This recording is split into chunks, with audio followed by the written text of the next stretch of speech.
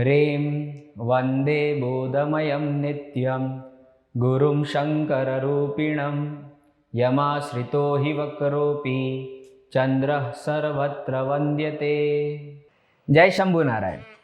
आज हम बात करते हैं दृष्णेश्वर ज्योतिर्लिंग की, देवगिरी पर्वत के वहां पे भरद्वाज कुल के परिवार की। सुदेहा और सुधर्मा एक ऐसी वहां पे मैरिड कपल रहते थे। दोनों ही भगवान की सारे धार्मिक व्रत और सारे पालन करते थे।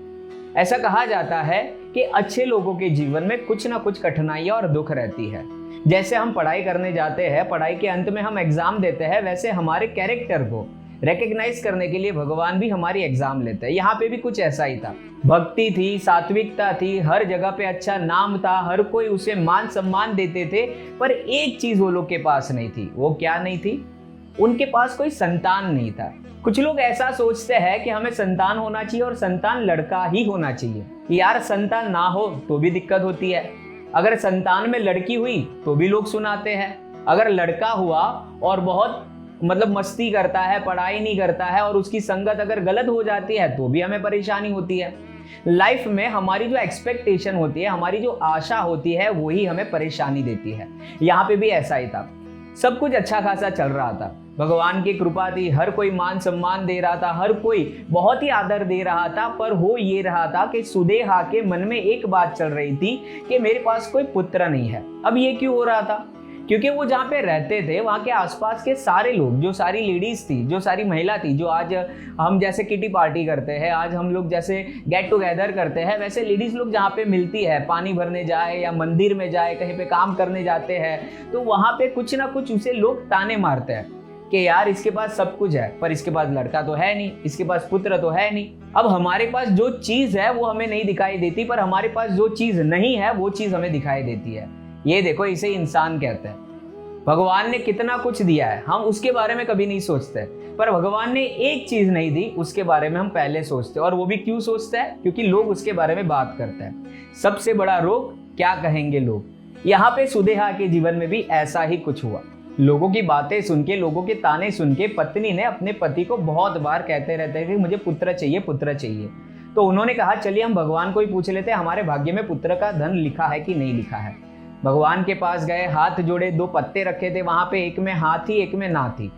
जो पति देव थे उन्होंने मन में ये धार लिया था कि अगर मेरी पत्नी लेफ्ट हैंड वाला जो भी पत्ता लेती है तो उसमें हाँ है, और राइट हैंड वाला लिया तो उसमें ना है। यानी कि उसने जो भी पत्ता लिया उसमें भगवान का क्या आशीर्वाद है या भगवान की क्या इच्छा है वो हमें समझ आ जाएगी। दोनों ने भगवान को प्रार्थना की। फिर पति ने अपने पत्नी को कहा, सुधर्मा ने सुदेहा को कहा कि आप एक पत्ता ले लीजिए, और उन्होंने राइट वाला लिया जिसमें ना थी। तो यहाँ पे सुधर्मा समझ गए कि भगवान की इच्छा है कि भाई इनके भाग्य में पुत्र नहीं है।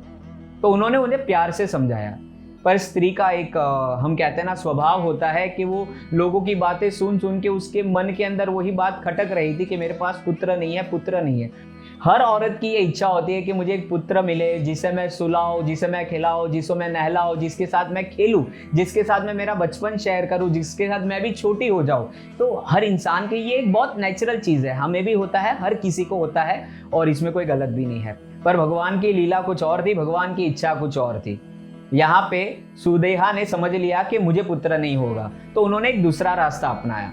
उन्होंने क्या किया? अपनी छोटी बहन दुष्मा को मनाया कि तुम्हारे जीजा जी यानी कि मेरे पति के साथ शादी कर लो और एक अच्छा सा पुत्र आपको प्राप्त हो, क्योंकि मेरे भाग्य में नहीं है पर तुम्हारे भाग्य में तो रह गई। और यहाँ पे उन्होंने अपने पति को भी समझाया। ना ही बहन समझ रही थी, ना ही उसके पति समझ रहे थे। फिर भी एट दी एंड कहते हैं ना अच्छे कार्य के लिए कि नहीं यार, हमें एक पुत्र की प्राप्ति हो जो आगे धर्म को बढ़ाए, और ये चीज़ के लिए हम भगवान की यहाँ पे परवानगी से हम लोगों को बता के हम ये शादी करवाते हैं। और फिर एट दी एंड बड़ी बहन ने छोटी बहन की शादी अपने ही पति के साथ करवाई, यानी कि दुष्मा की शादी हो गई यहाँ पे सुधर्मा के साथ। अब यहाँ पे दोनों का व्यवहारिक जीवन चल रहा था। तीनों लोग, दोनों बहन और उसके पति, तीनों मिलके बहुत अच्छी तरह से अपनी मैरिज लाइफ जी रहे थे। और आगे आगे कह के, जैसे सुदेहा ने सोचा था कि शायद मेरे भाग्य में नहीं रहेगा पर शायद मेरी छोटी बहन के भाग्य में तो रहेगा, और ऐसा ही हुआ। भगवान ने उनकी पुकार सुन ली और उनकी बहन दुष्मा के पेट के गर्भ के अंदर कहते हैं भगवान ने पुत्र का वहां पे जन्म करवाया। बहुत ही सुंदर, सुशील, संस्कारी, विनय के साथ और बहुत ही अच्छा लड़का, जैसे बचपन से ही देख के हर कोई उसे मोहित हो जाए, वैसे एक पुत्र का वहां पे जन्म हुआ। दुष्मा द्वारा ये पुत्र का जन्म हुआ।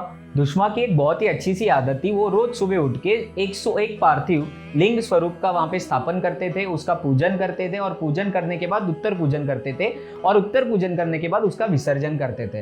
रोज 101 लिंग बनानी है, मिट्टी के पार्थिव स्वरूप शिवलिंग बनाना है, उसका पूजा करना है, उत्तर पूजन करना है और उसका विसर्जन करना है। जी हाँ, अगर आप घर के अंदर मूर्ति को रखते हो तो हम उसका विसर्जन नहीं करते, पर हम किसी भी भगवान का, जैसे हम गणेश जी की मूर्ति लाते हैं या हम संतोषी माँ या दशा माँ की मूर्ति लाते हैं या हम नवरात्र में दुर्गा माता जी की मूर्ति लाते हैं, तो उसका हम फिर विसर्जन करते हैं उत्तर पूजन करने के बाद।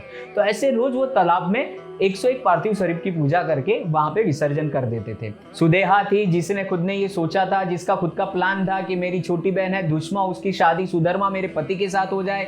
उसको बहुत अच्छा बच्चा भी हुआ, बच्चा बड़ा हो गया, हर जगह पे वाह वाह होने लगी। तो उनकी ही अच्छी बातें सुन के सुदेहा थी वो बहुत ही इनसिक्योर और जेलिस फील करने लगी। उसको एक अंदर से कुछ ना कुछ चीजें ऐसे शत्रु भाव आने लगा। वो बच्चे को देख के जो पहले माँ का भाव आता था, वो माँ का भाव नहीं, अभी शत्रु का भाव आने लगा।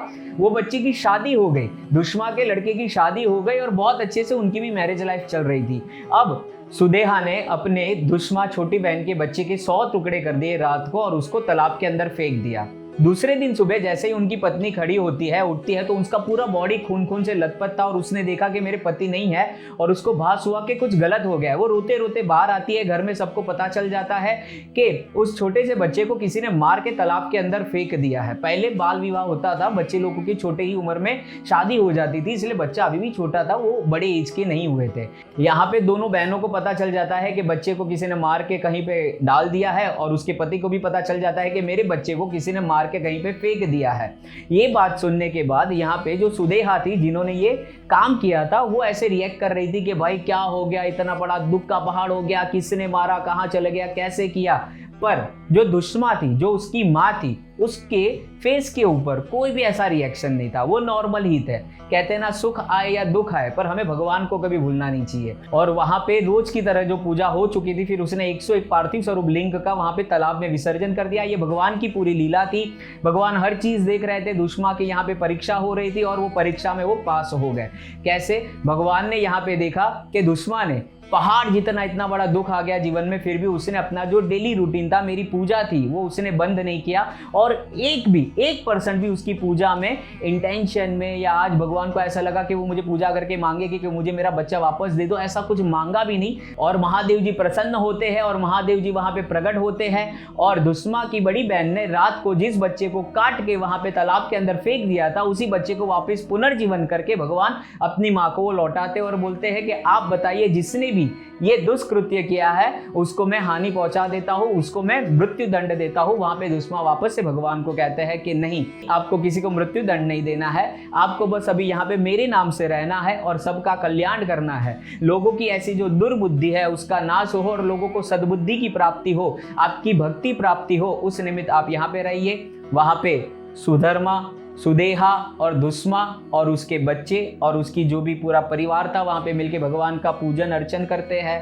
कीर्तन करते हैं, आराधन करते हैं और ज्योत स्वरूप देवों के देव महादेव वहां पे दुष्मा के नाम पे, जिसे हम दुष्मेश्वर कहते थे, उसे दुष्णेश्वर भी कहा जाता है, वो वहां पे स्थिर हो गए और वहां पे उसकी स्थापना हो गई। आज महाराष्ट्र में हम कृष्णेश्वर महादेव के दर्शन कर सकते हैं। आइए सब मिलके भगवान को प्रार्थना करें कि हमारे जीवन में भी कभी भी इतना बड़ा पहाड़ दुख का टूट जाए, फिर भी हमारे जीवन में से भगवान की भक्ति, भगवान के लिए अच्छे विचार या समाज के लिए अच्छे विचार कभी भी बदले ना, हम हमारे अच्छे कार्य करते रहें।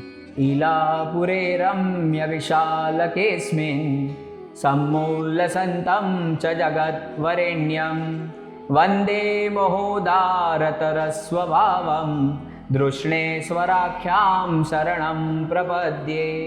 हेलो फ्रेंड्स, अगर आपको मेरा वीडियो पसंद आया है तो इसे लाइक कीजिए, इसे शेयर कीजिए। अगर आपने अब तक मेरी चैनल को सब्सक्राइब नहीं किया है तो ऐसी बहुत सारी मैथोलॉजिकल, एस्ट्रोलॉजिकल, साइंटिफिक स्टोरीज को सुनने के लिए उसे मिस ना करें और हमारी चैनल को आप सब्सक्राइब करना ना भूलिए। जय शंभु नारायण।